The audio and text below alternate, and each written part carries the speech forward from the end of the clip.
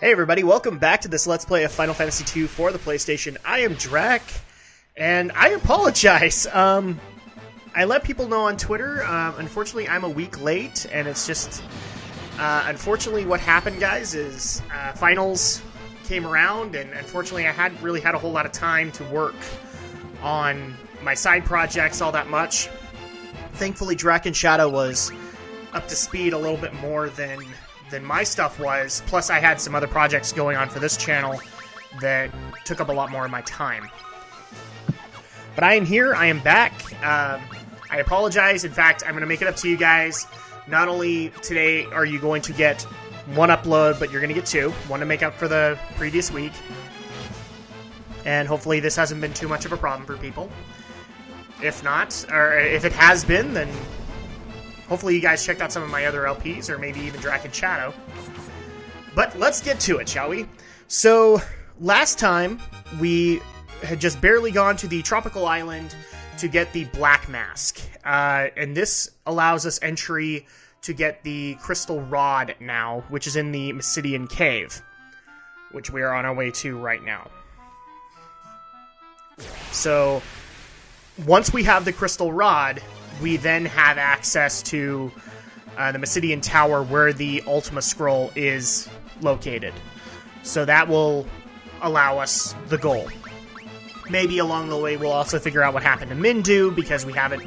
That was kind of our little side goal. We weren't able to find out anything from Mysidia on Mindu, but maybe we'll figure out where he is now.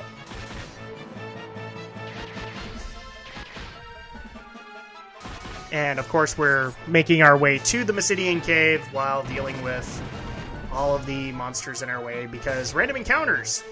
Yay!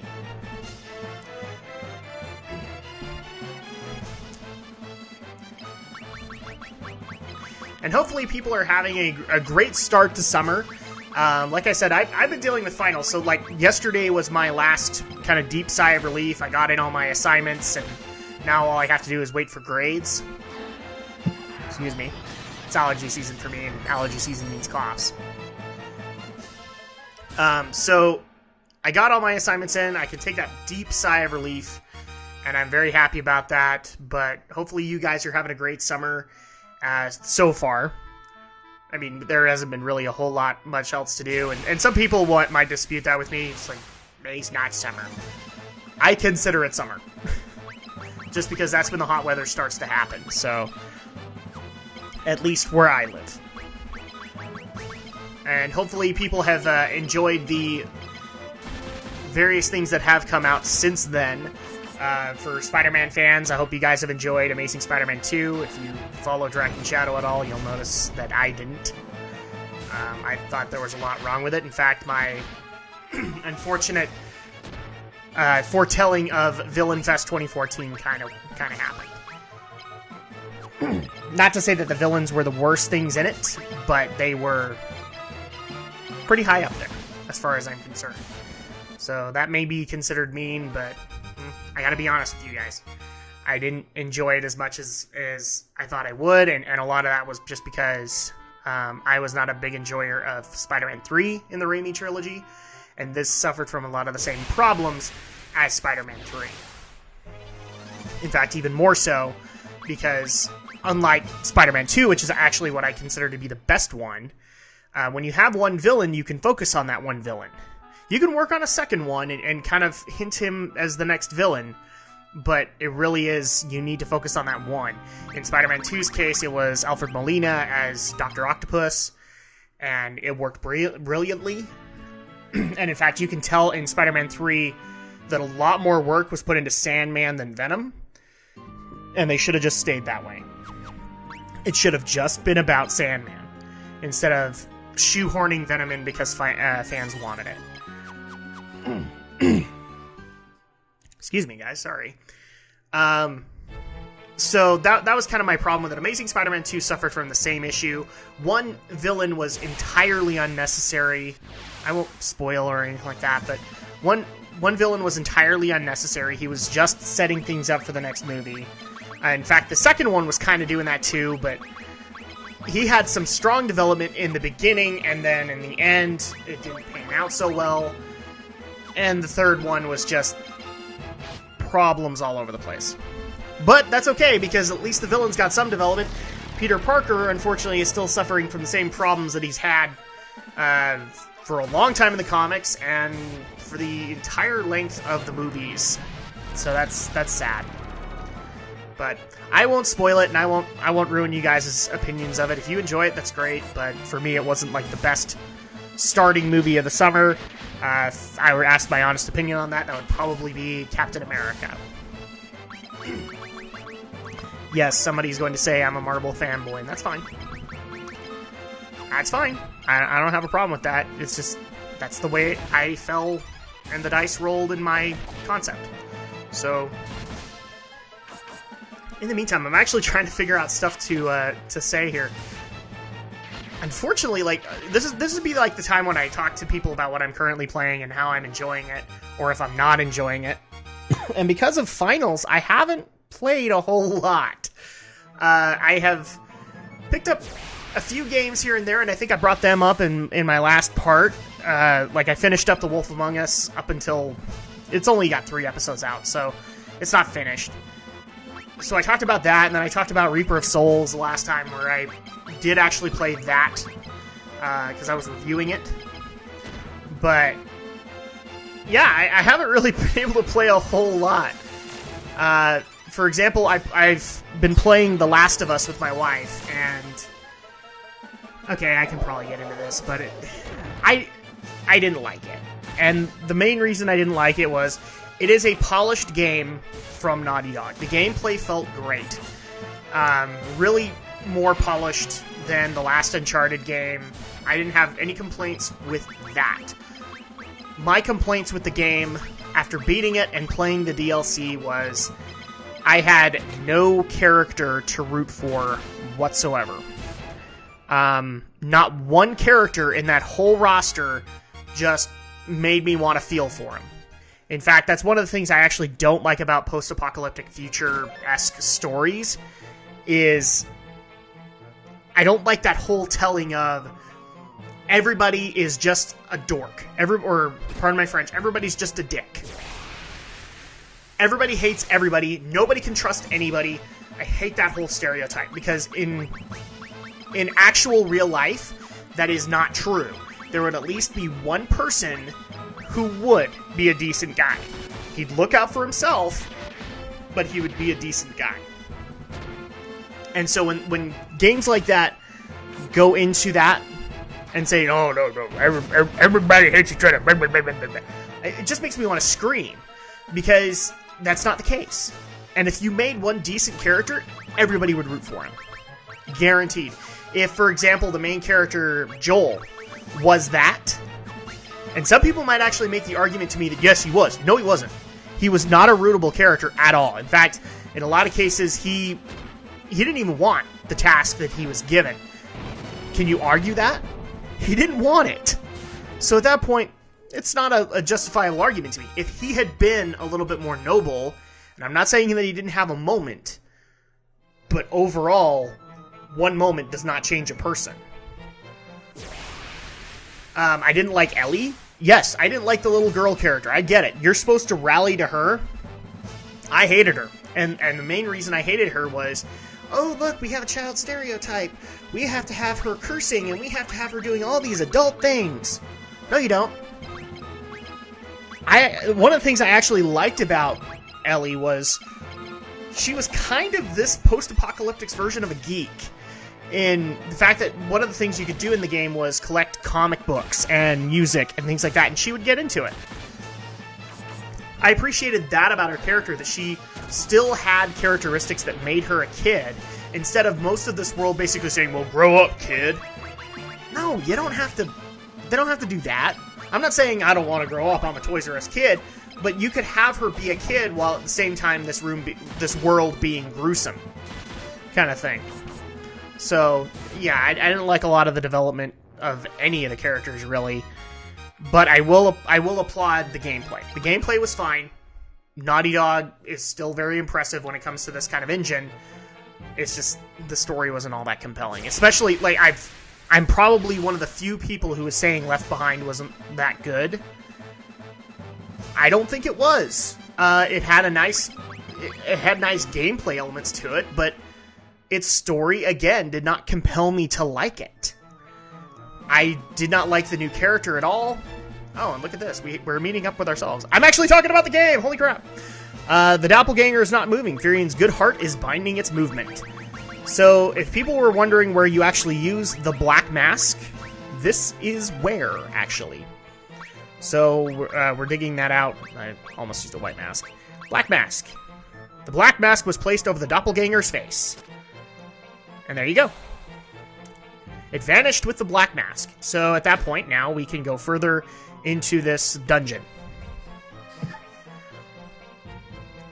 So now that I've talked about the game, back to what I was talking about. Left Behind was not the greatest thing ever. It just didn't make me feel for Ellie. It didn't make me feel for Joel, or I'm trying to remember the other character's name, Riley. It didn't make me feel for any of them. And that was sad. Because it made me feel like all the characters were wastes of space, because none of them cared about like, Ellie cared about Riley, I get that. But there were points when I was kind of wondering whether or not Riley cared about Ellie, and given that I played the entire plot of Last of Us, I know there were points that Joel didn't give a crap about Ellie. So, that's sad. That's really sad, in my opinion. But anyway, you know, love it or hate it, that's fine. I didn't try the multiplayer or anything like that. I've said before on this channel, I'm not that guy. But yeah, I just didn't enjoy it.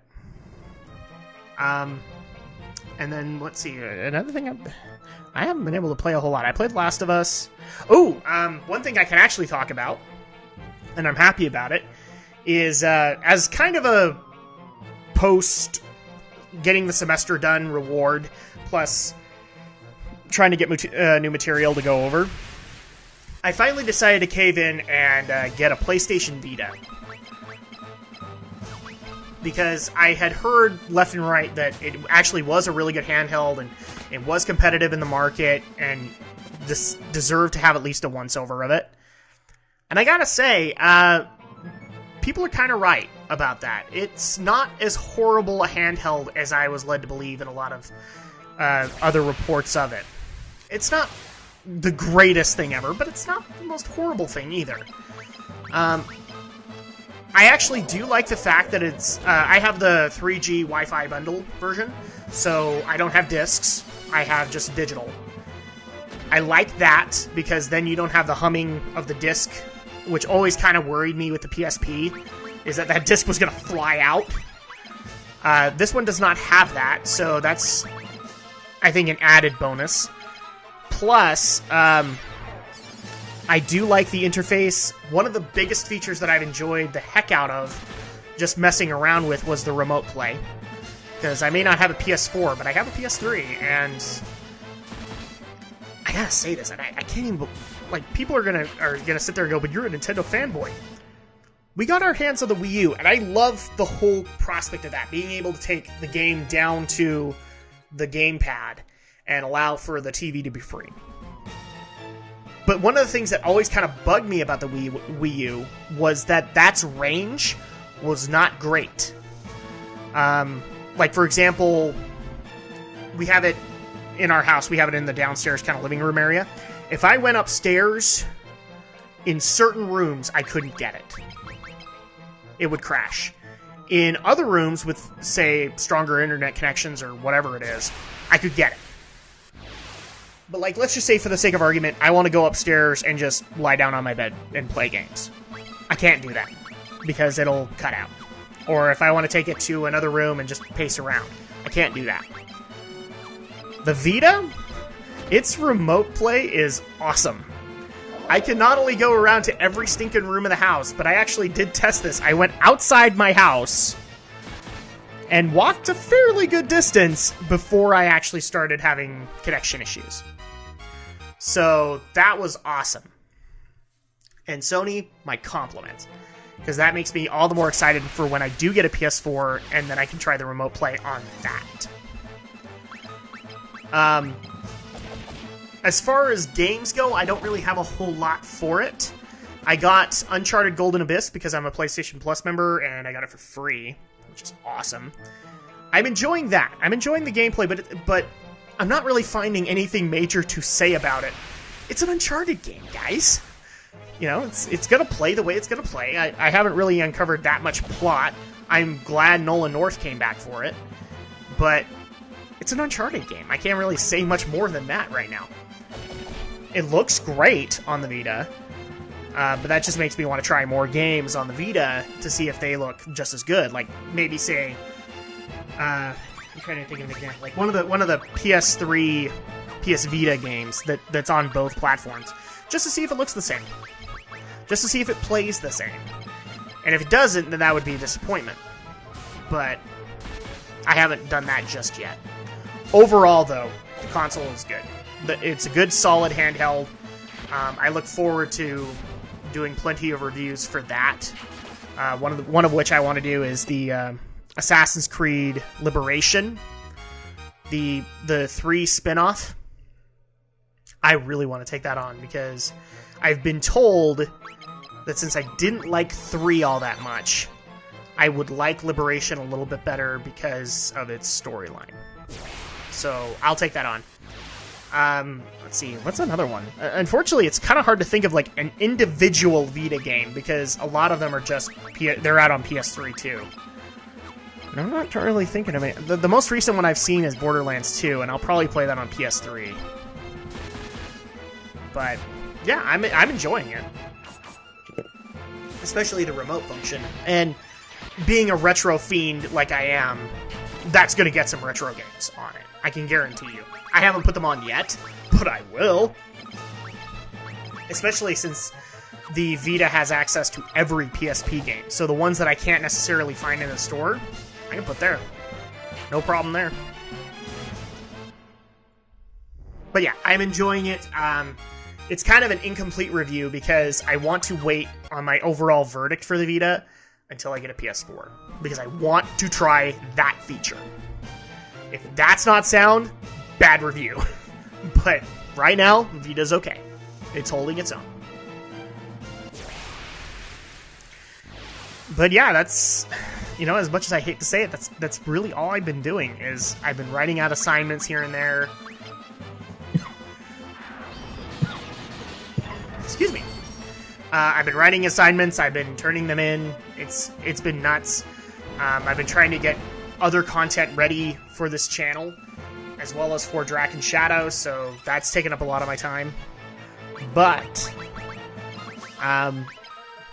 now I'm back, and now I'm ready to take on more Final Fantasy with you guys. And right now, unfortunately, we're still just trudging through the Mysidian Cave to get the Crystal Rod. Actually, this does bring up an interesting concept that I did want to ask people who follow this channel. So I do follow the game news pretty good, or pretty well. Pretty good. I follow the news pretty good. I've been following the recent news, and I actually did reach out to like my Facebook and my Twitter, and I'm going to reach out to you guys just to see if I can get any other unique questions. For those who don't know, I actually do my own podcast. We're getting ready to release the episodes via YouTube. But one of the things we talked about, say, last week was the Justice League announcement for Zack Snyder and the Star Wars Episode 7 announcements. And I just want to get if people have any unique questions for those particular announcements. Mainly because, like, in that podcast, we've hashed over the Justice League concept for quite a while. On whether or not it should be done, on whether or not Zack Snyder should be the one to helm it, whether or not Gal Gadot is the proper Wonder Woman, whether or not Ben Affleck is the proper Batman, kind of thing. And so if people, first of all, if people have questions that they would like answered by me or the other panelists on the show, feel free to leave either a private message, leave a comment in this thread, and I'll grab it and we'll actually see if we can get it answered. I know a couple that we did answer, you know, first of all, our concerns about Zack Snyder. And unfortunately, I don't really have much additional to say about that. Unfortunately, Zack Snyder's career is flooded with hit or miss aspects. So, where a lot of people like what he did with Watchmen, A lot of people don't like what he did with Watchmen.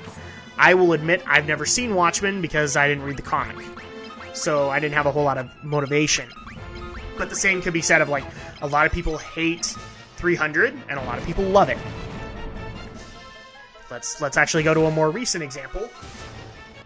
Man of Steel. That is probably, like, I've looked around online, that is probably the most diverse 50-50 line on the internet right now. Is whether you either love Man of Steel for all of what it is, or you hate it. And that's the problem with Zack Snyder, is that he has this 50-50 thing going on, whereas Joss Whedon kind of did, but he had a couple of really solid projects behind him, so, not to discredit, but he had a little bit more optimism walking into the Avengers than Zack Snyder did walking into Man of Steel. So, that's my deal, is that it seems way too up in the air on whether or not, because we still don't know anything about Batman vs. Superman, aside from Gal Gadot. So how can we necessarily judge it if we don't have more information? I get that argument that some people could be making, but, you know, I wasn't one of the people that liked Man of Steel. So my worry is, if he doesn't get the concept of Superman, how is he going to get the concept of the Trinity? How is he going to get the concept of the Justice League? Or is it just going to be, how many buildings can we blow up in one movie? How many cities can we destroy? And if it is that, Zack deserves every failure he's going to get in that. I'm just pointing that out right now. He deserves every failure for lacking understanding in those characters. That's how serious this whole thing can be. This could, I dare say, and this would probably be way bold of me to say, this could make or break his career. He might not do anything after this ever again. Or he might have to take like a 20-year hiatus or something. And we just don't see work from him because he's recovering public relations-wise due to Justice League's failure. And if you think about it, that would be a bigger failure than Avengers. Justice League has so much history compared to the Avengers. If he doesn't do it right, DC movies might be done. I'm just saying. You may not be able to do another group up. You may not be able to do anything aside from Batman movies. Superman, kind of debatable. You may not be able to do anything aside from that. Batman survives on screen. Superman doesn't. But yeah, that's my opinion on it. And my opinion on Zack Snyder as a director. I'm not saying he's horrible, but he's definitely got a lot of question marks in front of him. As far as the Episode 7 announcement, I'm really excited. I've said that again and again, but I am really excited for what they're going to do with this whole prospect. The fact that we're having returning cast characters, Mark Hamill, Carrie Fisher, Harrison Ford, and a lot of side actors returning. Anthony Daniels, Peter Mayhew, Kenny Baker, they're all coming back. It just makes me excited. It looks really good. Or a really good idea to start with these cast members and then eventually transition into the new ones. And I don't know enough about the new ones yet to make a judgment on them. I know one of them was in the Harry Potter movies, but that's about it. So, aside from Andy Serkis. Andy Serkis is a really cool announcement because I wonder what they're going to do with him. If we just get Jedi Gollum, J.J. Abrams will have failed. But I have a feeling he's got something in store for Andy. I think he got a project for him. Ooh, that would actually be really cool. Andy Serkis is a Sith Lord. Ooh, I'm sorry, guys. I'm like geeking out on mic. I'm like, that'd be really interesting. Obviously, the one thing that a lot of people took something for some insult and worry was that Billy D. Williams and Ian McDermott were not in the cast list. I can't help but think they've got something going. If they work their butt off to bring back Carrie and Mark and Harrison, I know Billy would not say no. he would come back and play Lando, and I don't think he'd have too much of a problem with it. But it is interesting. He's not part of the cast, and neither is Ian McDermott. Makes you think. Even though I also know that Ian has spent a lot of time out there in London, so he's doing something with this movie. I know he is. He can't fully say he's not doing jack with it, because he's been out there. Maybe he's just an advisor. I don't know. It would be interesting. But in the meantime, we are actually going to need to take a break for this episode. So next time, we're going to finish up the Mysidian Cave and get the Crystal Rod and make our way to the Mysidian Tower. In the meantime, I am Drak. Thank you again for watching, and this has been a Let's Play of Final Fantasy II for the PlayStation. See you next time.